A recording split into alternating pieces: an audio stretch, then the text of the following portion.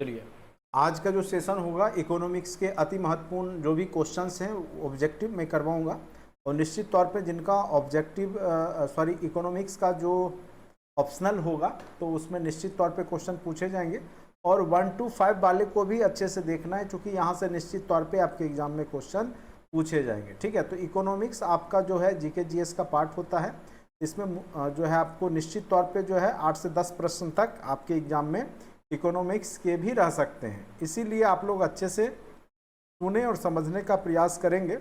और बाद बाकी 10+2 या 9-10th में जिनका इकोनॉमिक्स है वो भी अच्छे से इसको देखिएगा, सुनिएगा, जिससे आपको एग्जाम में फ़ायदा मिलेगा। ठीक है, और निश्चित तौर पे यहाँ से क्वेश्चन आएंगे, नहीं आने का तो कोई सवाल ही नहीं उठेगा। ठीक है, तो इसीलिए आप लोग जो है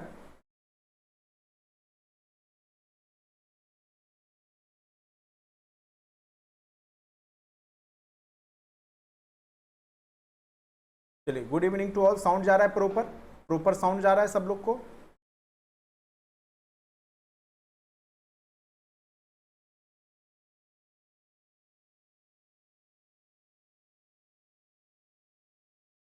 साउंड जा रहा है प्रॉपर? बताने का कष्ट करेंगे।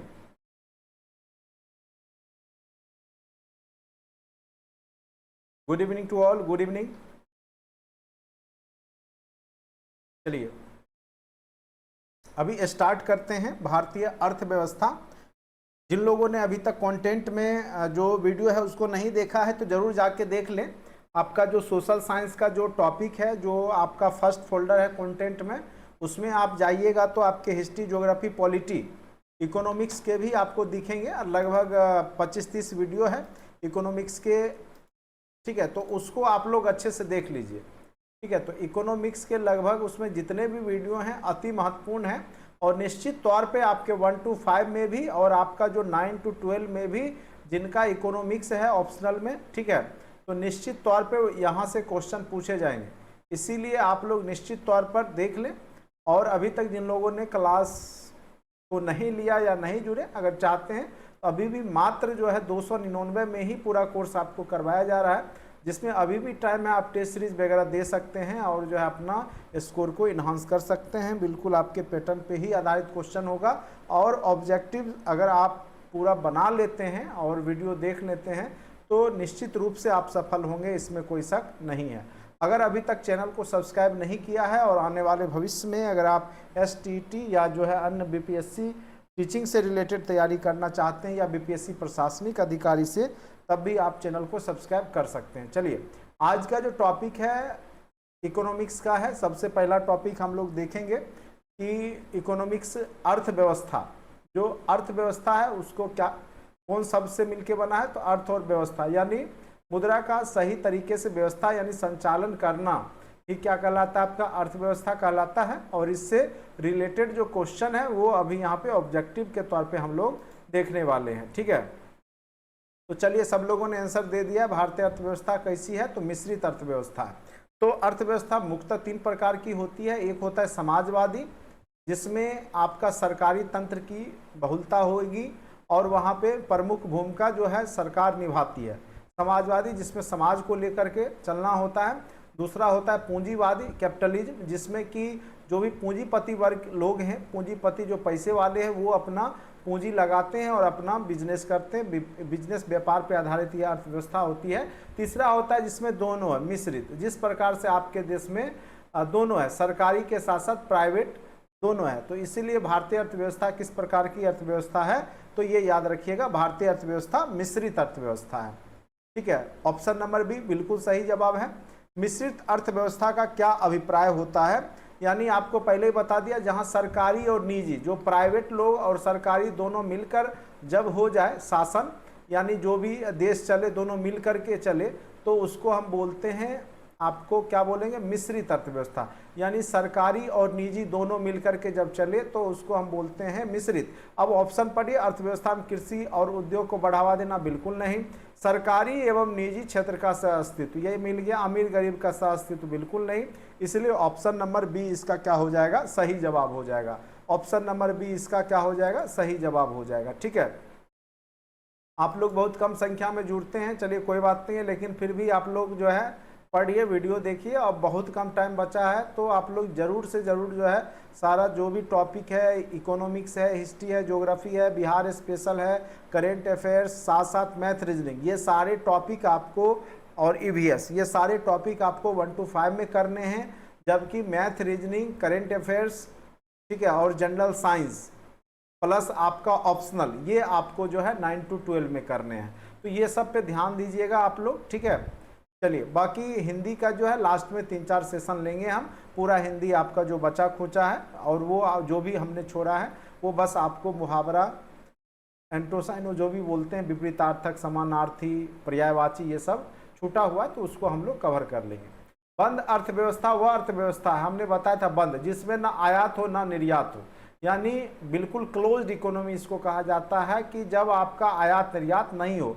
ऑप्शन पढ़िए, तो ऑप्शन नंबर आपको बी यहाँ दिख रहा है, ना तो निर्यात हो ना ही आयात हो, तो ऐसी अर्थव्यवस्था को हम क्या बोलते हैं, बंद अर्थव्यवस्था। ऐसे आपका पूर्णतः रूप से बंद अर्थव्यवस्था तो नहीं है, लेकिन ब्राजील वगैरह है, मतलब 90% तक आप कह सकते हैं बंद अर्थव्यवस्था वाला देश है, या नॉर्वे हो गया, ठीक है। पूर्ण रूप से तो बंद अब कोई भी देश नहीं है जहां आयात निर्यात नहीं हो।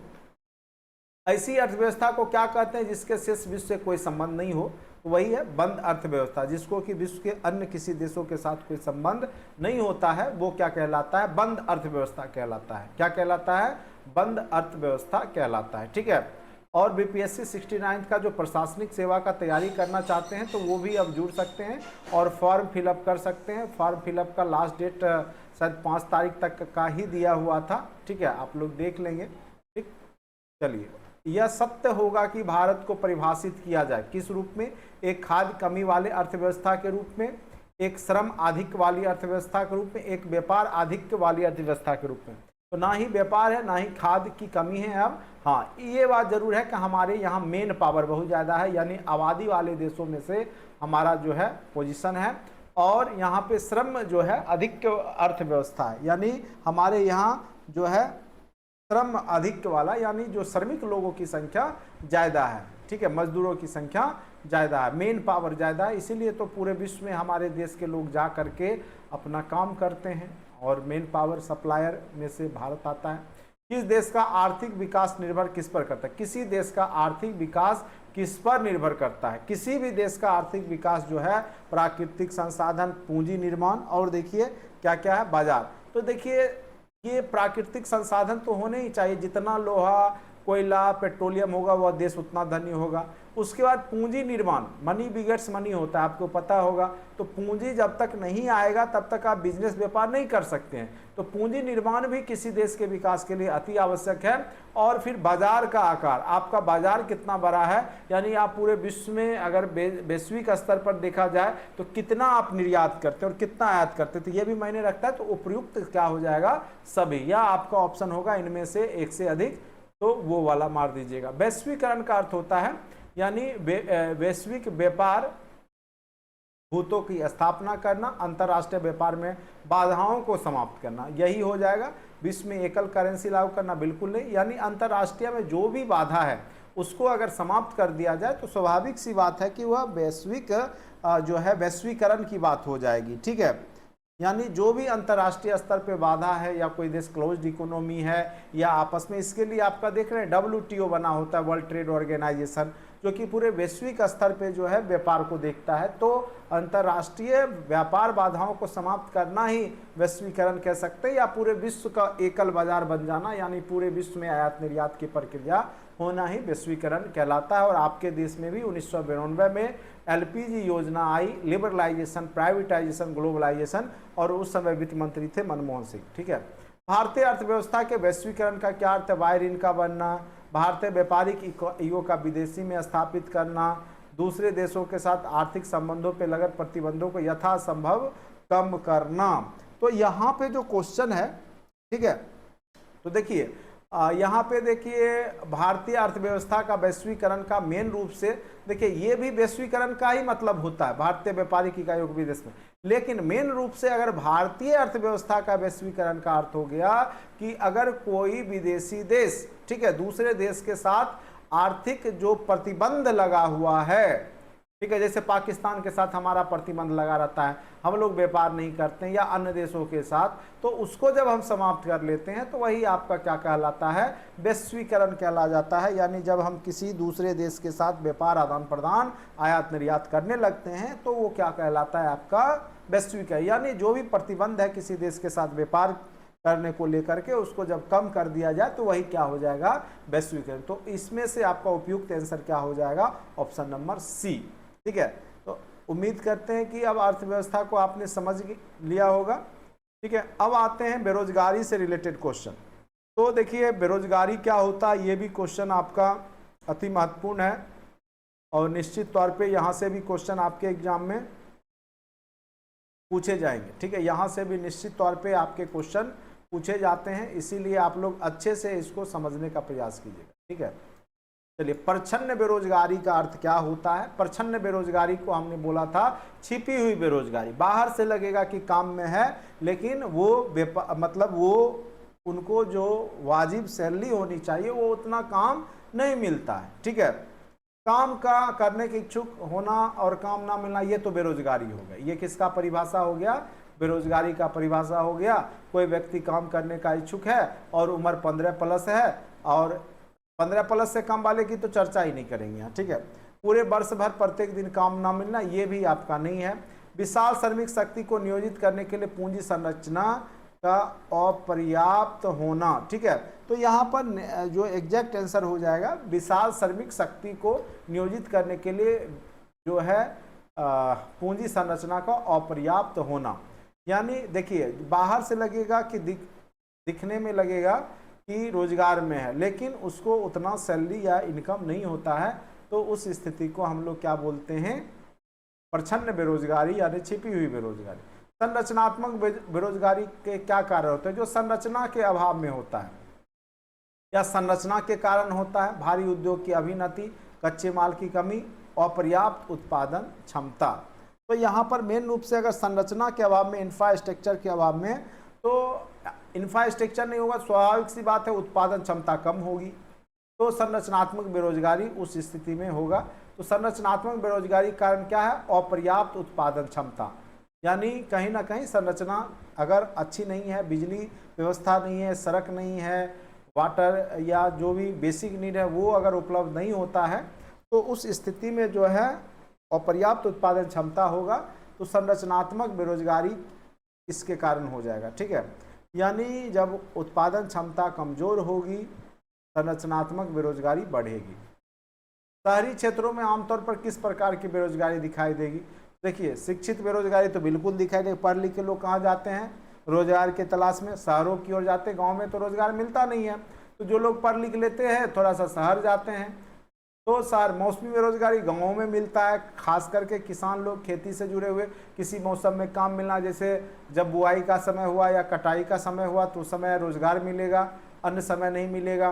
प्रच्छन्न बेरोजगारी, बाहर से दिखने में लगेंगे रोजगार में लेकिन वास्तव में उनको उतना इनकम होता नहीं है। जैसे मान के चले जहाँ 5 लोगों की ज़रूरत है और वहाँ पे 10 लोग काम कर रहे हैं, तो उस स्थिति को हम प्रच्छन्न बेरोजगारी कहते हैं। तो यहाँ पे जो शहरी क्षेत्रों में आमतौर पर किस प्रकार की बेरोजगारी दिखाई देती है, तो याद रखिएगा वो आपका शिक्षित बेरोजगारी सबसे ज़्यादा आपको शहरी क्षेत्र में दिखाई देती है। ठीक है, बहुत अच्छा, आप लोग बहुत अच्छा जवाब दे रहे हैं। बिल्कुल इसी तरीक़ा से जवाब देते रहिए और बेहतर तैयारी की इतना आप भरोसा रखें, जो भी हमने करवाया है, आपका इकोनॉमिक्स हो, ज्योग्राफी हो, पॉलिटी हो या हिस्ट्री हो, ठीक है, बहुत ही आपको जो कॉन्साइज में और जो इम्पोर्टेंट है वही टॉपिक हमने करवाया है।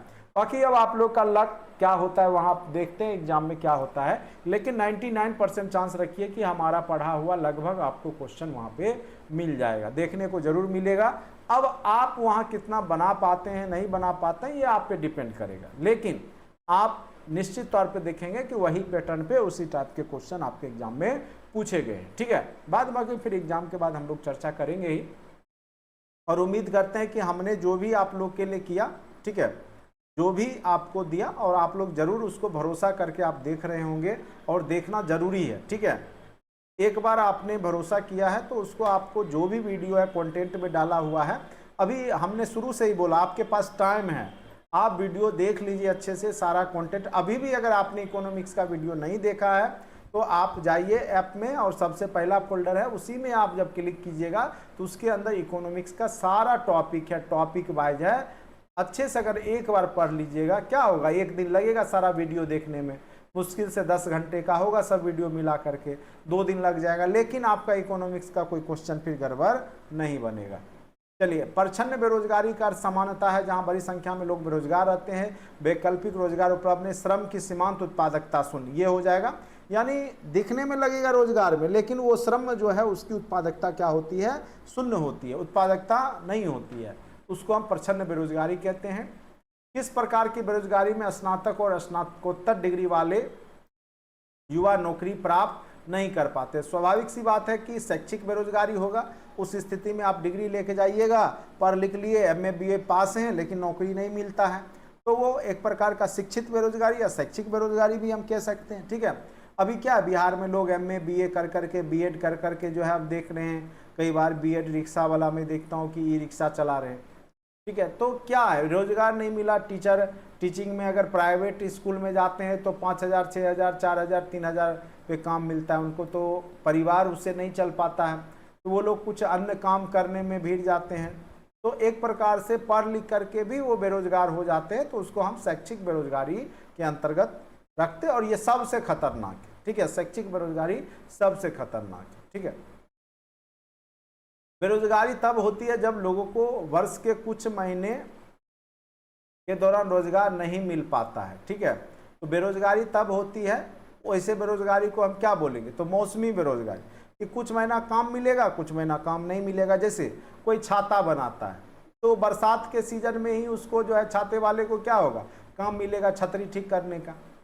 कोई जो है रजाई बनाता है, कोई रजाई बनाता है या बेड बनाता है या कुछ बनाता है, तो उसको रजाई बनाने का काम उसको ठंड में ही मिलेगा।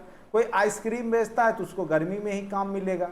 ठीक है, या कोई खेती का काम करता है तो उसको जो है जब फसल कटाई होगा या जब क्या बोलते हैं बुआई होगा, उसी समय काम मिलेगा। तो उस स्थिति को मौसमी बेरोजगारी कहते हैं, बाद बाकी समय में काम नहीं मिल पाता है। प्रच्छन्न बेरोजगारी को और किस नाम से जाना जाता है? अल्प रोजगार, मौसमी बेरोजगारी, चक्रीय बेरोजगारी। तो हमने बोला ही था कि जब आपको छोटा काम, मतलब वो पूरा काम नहीं मिले, आप लगे हुए प्रतीत होते लेकिन आपको उतना इनकम नहीं मिलता है।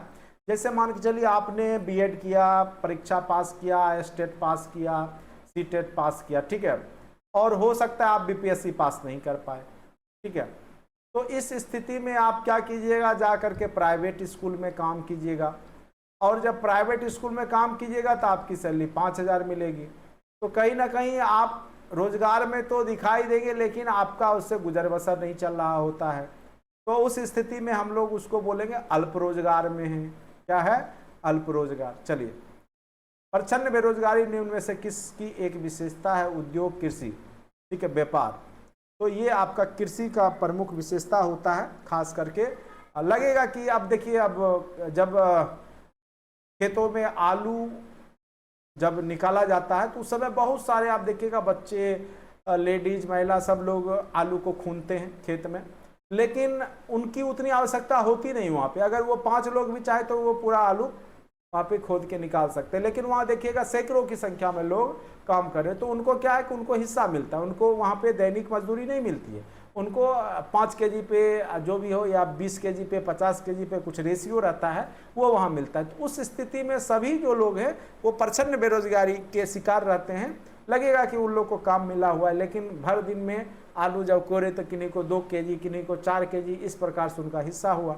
तो कहीं ना कहीं वो जो बेरोजगारी है वो प्रच्छन्न बेरोजगारी है, और कृषि में वो खूब ज़्यादा आपको देखने को मिलेगा। चलिए, अब नेक्स्ट पॉइंट पे आते हैं।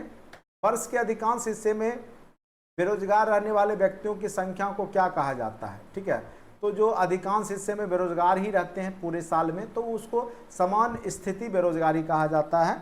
ठीक है, निम्नलिखित में से कौन भारत में गरीबी रेखा का निर्धारण करता है? तो हमने बताया था कि जो गरीबी रेखा का निर्धारण मेन रूप से जो शुरुआत में किया गया था वो नीति आयोग के माध्यम से किया गया था। तो यहाँ पे जो ऑप्शन है उसके हिसाब से आपका नीति आयोग होगा। ऐसे आगे चल करके बहुत सारे आयोग बने हैं, NSSO भी करता है, नेशनल सैंपल सर्वे ऑर्गेनाइजेशन। अल्प विकसित देशों में गरीबी का मुख्य कारण क्या है? तो सबसे ज्यादा जो गरीबी का कारण होता है आय में असमानता, ठीक है। किन्हीं को 2000 इनकम है आपके देश में तो किन्हीं को 2 करोड़ है, किन्हीं को 2 लाख है, यानी बहुत ज्यादा का अंतर आपको दिखाई देगा, ठीक है। तो अल्प विकसित देश जो भी हैं या विकासशील देश को ही अल्प विकसित कहा जाता है।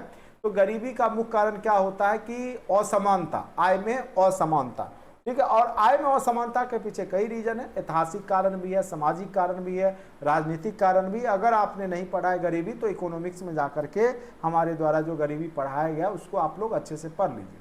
भारत में निर्धनता के स्तर का आकलन किया जाता है, ठीक है। भारत में निर्धनता के स्तर का आकलन कैसे किया जाता है? तो विभिन्न राज्यों में प्रति व्यक्ति आय के आधार पर, परिवार की औसत आय के आधार पर, परिवार के उपभोग व्यय के आधार पर, हाँ आप कितना खर्च करते हैं इससे पता चल जाता है। अगर आप जो है प्रतिदिन 20 रुपया प्रति सदस्य के रूप में खर्च करते हैं, 50 रुपये एक मानक बनाया जाता है, या आप 2400 कैलोरी ऊर्जा एक टाइम पे भोजन में आपको मिल जाता है, 2400 किलो कैलोरी ऊर्जा, तो आप उस स्थिति में जो है गरीब नहीं माने जाते हैं। तो ये सब भी मानक है। तो उपभोग व्यय के आधार पे आपके देश में निर्धनता का आकलन किया जाता है। आपके देश में निर्धनता का आकलन कैसे होता है? प्रति व्यक्ति जो उपभोग है, जितना आप खर्च करते हैं उसके आधार पे आपके यहाँ निर्धनता का आकलन किया जाता है। ये अति महत्वपूर्ण क्वेश्चन है, सारे क्वेश्चन इंपॉर्टेंट है और सारा क्वेश्चन जो है आपका जो है कोई ना कोई क्वेश्चन आपके यहाँ पर पूछे जा सकते हैं। अब देखिए, मुक्त गरीबी उन्मूलन हेतु जो किस प्रधानमंत्री मूल रूप से 20 सूत्री कार्यक्रम 20 सूत्री कार्यक्रम को आरंभ किया गया था। तो गरीबी उन्मूलन याद कीजिए, हमने बताया था पंचवर्षीय योजना में गरीबी हटाओ का नारा जो है इंदिरा गांधी का था। 5वीं पंचवर्षीय योजना का नारा है, उसमें 20 सूत्री कार्यक्रम प्रारंभ किए गए थे, याद रखना इंदिरा गांधी का। किस राज्य को अत्यधिक कुपोषण के कारण भारत का इथोपिया कहा गया है? अति महत्वपूर्ण प्रश्न है कि भारत का इथोपिया, चूंकि कुपोषित बच्चों की संख्या इथोपिया में बहुत ज़्यादा है, उसी प्रकार से आपके देश में जो है मध्य प्रदेश में बहुत ज़्यादा कुपोषित बच्चे थे, इसीलिए मध्य प्रदेश को क्या कहा जाता था? भारत का इथोपिया, ठीक है। अब आते हैं नेक्स्ट क्वेश्चन पे। निम्नलिखित में से कौन सा एक सूचकांक भारत में गरीबी की तीव्रता की माप के लिए सबसे उपयुक्त है? यानी जो भी सूचकांक है जिससे भारत में गरीबी मापी जाती है वो इसमें से कौन सा है? तो बहुआयामी गरीबी सूचकांक, यानी बहुत सारे आयाम हैं जिसके आधार पर भारत देश में जो है गरीबी मापी जाती है। मानव विकास सूचकांक जो है यूएनडीपी के द्वारा जारी किया जाता है। निम्नलिखित में से कौन सा कार्यक्रम ग्रामीण भारत में गरीबी दूर करने हेतु था? तो देखिए ये सभी मेन रूप से ऐसे गरीबी के रूप में देखिएगा तो IRDP, ट्राइसेम, NREP, तो ये सारे हो जाएंगे। यहाँ पे इसका आंसर क्या हो जाएगा आपका? सारे हो जाएंगे, ठीक है। क्योंकि सभी जो है ग्रामीण क्षेत्र में जो है रोजगार से ही जुड़ा हुआ है, इसीलिए इनमें सभी हो जाएगा। वर्ल्ड डेवलपमेंट रिपोर्ट किसका प्रकाशन है? वर्ल्ड डेवलपमेंट रिपोर्ट जो है मेन रूप से जो IBRD का प्रकाशन होता है। मानव विकास की अवधारणा ह्यूमन डेवलपमेंट जो है निम्नलिखित में से किसके द्वारा दी गई थी? तो ये अति महत्वपूर्ण क्वेश्चन है, ये बांग्लादेश के थे महबूब उल हक, ठीक है, इनके द्वारा मानव विकास की अवधारणा दी गई थी। निम्नलिखित में से कौन सा मानव विकास सूचकांक का हिस्सा नहीं है?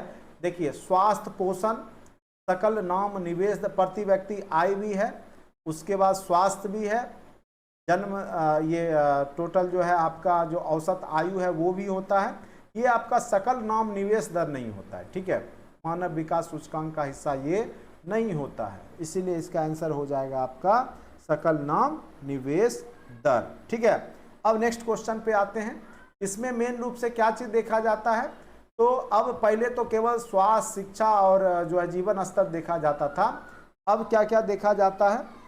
अभी भी मेन रूप से जो है मानव विकास सूचकांक में यही मानिए स्वास्थ्य, शिक्षा और जीवन स्तर। देखिए, शिक्षा रोजगार नहीं, स्वास्थ्य, शिक्षा, जीवन स्तर, यही मेन रूप होता है, ठीक है, याद रखिएगा, स्वास्थ्य, शिक्षा, जीवन स्तर।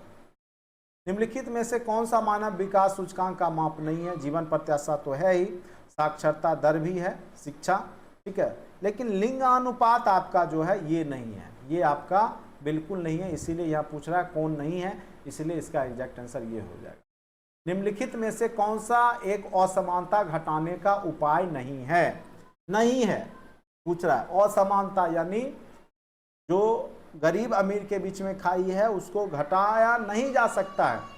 न्यूनतम आवश्यकता कार्यक्रम, अर्थव्यवस्था का उदारीकरण, भूमि सुधार। देखिए ये जब होगा तो इससे गरीबी निश्चित तौर पे दूर होगा, भूमि सुधार किया जाएगा तो इससे भी होगा, ठीक है। लेकिन आपका जो है असमानता घटाने का न्यूनतम आवश्यकता कार्यक्रम ये भी है। इसका जो है अर्थव्यवस्था का उदारीकरण से देखिए ये क्या होगा कि यहाँ पे अर्थव्यवस्था का उदारीकरण से मेन रूप से क्या होगा कि दूसरे देश के पूंजीपति लोग हमारे यहाँ काम करने आएंगे, तो इससे हो सकता है कि और असमानता बढ़े, क्योंकि जो अमीर लोग होंगे, पैसे वाले लोग और पैसे वाले होते जाएंगे। अभी आपके देश में क्या है कि जो भी पैसा होता है सेंट्रलाइज्ड हो रहा है, ठीक है। जैसे मान के चलिए जियो कंपनी है, रिलायंस कंपनी है, ठीक है। तो जितने भी छोटे मोटे कंपनियां थी वो चली गई, तो अब सारा पैसा किसके पास चला जाएगा? टेलीकॉम का, तो जियो रिलायंस के पास चला गया। अगर इसके पास चला गया तो जो गरीब अमीर के बीच में है वो खाई बढ़ेगी, यानी आप देखिएगा कि असमानता बहुत ज़्यादा देखने को मिलेगी। या मान के चलिए पहले क्या था, जैसे टीचिंग को ही ले लेते हैं, टीचिंग में क्या था कि पहले छोटे छोटे गांव स्तर पे भी कोचिंग चला करके लोग अपना जीविकोपार्जन कर रहे थे। अब क्या है कि धीरे धीरे सेंट्रलाइज हो रहा है। कुछ बड़ी बड़ी जो कंपनियां हैं, जो निवेशक हैं या जो बड़े बड़े संस्थान हैं, वो वहाँ पे ज़्यादा से ज़्यादा कमाई करेंगे या उनसे ज़्यादा से ज़्यादा जो है लोग जुड़ जाएंगे। तो जो छोटे मोटे टीचर हैं उनकी स्थिति खराब हो जाएगी। तो इस स्थिति में क्या हो जाएगा कि आपका जो है असमानता और बढ़ेगा, ठीक है, घटेगा नहीं। तो अर्थव्यवस्था का उदारीकरण से असमानता घटेगा नहीं बल्कि और बढ़ेगा, ठीक है। तो ये आपका एग्जैक्ट आंसर हो जाएगा। भारत का राष्ट्रीय आय का प्रमुख स्रोत क्या है? तो कृषि क्षेत्र, सेवा क्षेत्र, व्यापार क्षेत्र। तो आपको पता होगा कि 60% जो है आपका इनकम मेन रूप से आपका सेवा क्षेत्र से ही आता है। सेवा क्षेत्र में जैसे आपका रेलवे हो गया, बैंकिंग हो गया, सॉफ्टवेयर कंपनियां हो गई, जो सर्विस देती है वो सब हो गया, ठीक है। जैसे जैसे अर्थव्यवस्था विकसित होती है, राष्ट्रीय आय में तृतीयक क्षेत्र क्या होगा? सेवा क्षेत्र बढ़ता जाएगा। तृतीय क्षेत्र का जो है सेवा क्षेत्र, देखिए एक होता है प्राइमरी सेक्टर में आपका कृषि हो गया, दूसरा उद्योग हो गया और तीसरा हो गया सेवा। तो जो जो आप विकसित होगा आपका देश, तो सेवा क्षेत्र की प्रतिशतता बढ़ते जाएगी, ठीक है।